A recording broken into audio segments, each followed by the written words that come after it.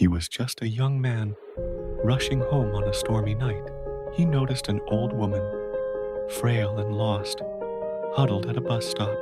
Without a second thought, he offered her his umbrella and a helping hand. He discovered her phone was dead, and she couldn't remember her way home.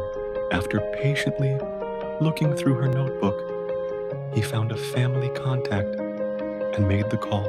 Years later, his own small bookstore was facing ruin. Just as he was about to give up, a large, anonymous donation saved his dream. A letter soon followed, revealing the truth. His one simple act of kindness on that rainy night had returned to change his own destiny.